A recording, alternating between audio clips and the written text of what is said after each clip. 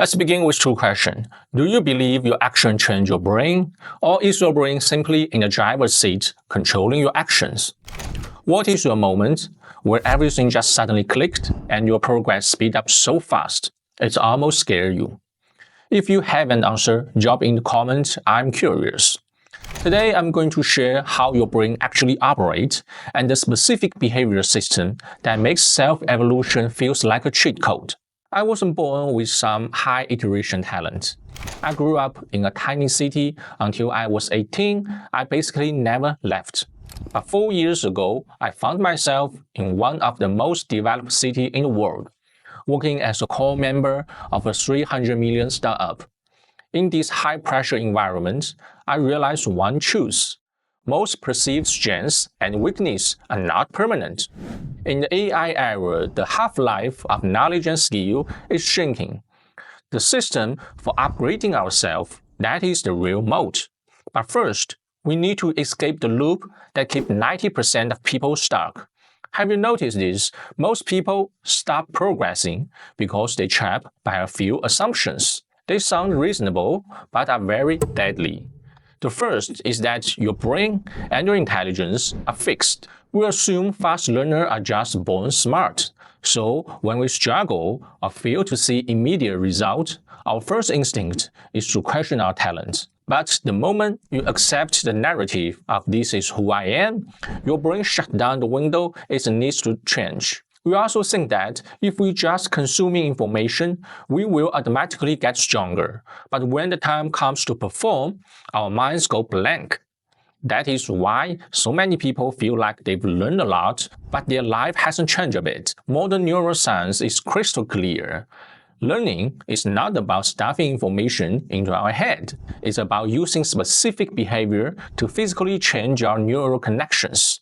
To solve this, I've decoded a system that explains why people evolve while others remain stuck. Let's call it 3P protocol. Start with the first P, problem. Our brain is only about 2% of body weight, but it burns roughly 20% of total energy. It's efficient, it's selective, it hates vague goals. When we focus on a specific problem, our brain generates a prediction error that tends to engage dopamine circuits. Our alertness goes up, and neuroplasticity becomes easier to trigger. In short, problem puts your brain into rewrite mode. Compress a vague wish into a problem you can execute and verify. Bring more confidence is a vague wish, but presenting a constructive proposal at the next team meeting is a verifiable target. In the next 24 hours, you might not be ready for the NBA. But everyone can deconstruct the game into 3 skills: the movement, the passing, and the shooting, and go play a pickup game at the park. The next is practice. We have never actually learned anything. We practice it into existence, and we only truly master it when we teach it to someone else. Here is what matters. We must understand the 2 types of change in the brain. First is chemical change. When your performance improves in the short term, it's because the brain increased the amount of chemical signal passed between neurons. But this is just a kind of chemical spray. It fades very quickly. This is why you might perform well in one session, but next day it's all gone. The second is structural change. When you repeatedly engage in a precise form of training, the connection between neurons are physically changed. London taxi driver, we all heard the story, spent years memorizing maps. The region related to spatial memory shows measurable enlarged. To drive structural change, you need 2 tools. First is deliberate practice.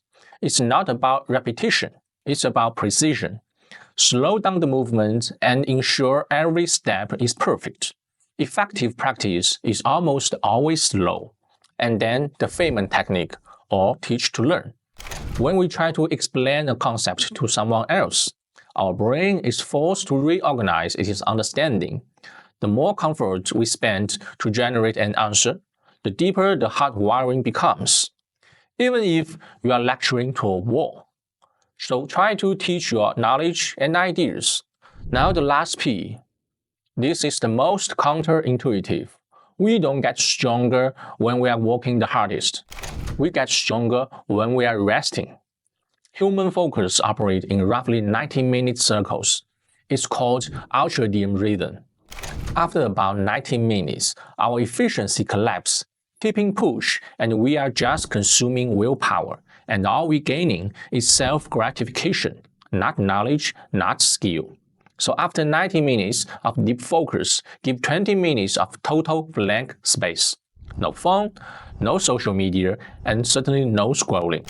This is the stage where information is consolidated into a long-term memory. When we connect these three P's, we realize something big. Our brain is not resisting growth, it's just filtering for what is worth keeping. And once we see that, change and growth are not battle of willpower. They are engineering projects that can be designed. Here is what you should try in the next 24 hours. First, define a micro-problem small enough to execute today. Second, run a slow practice block, precision over speed. Third, schedule a real blank space, 20 minutes, no stimulation. Do that once, you will feel difference, and keep repeating. You will become the difference. This is my first video. I'm still struggling in front of camera, and I will see you in the next one.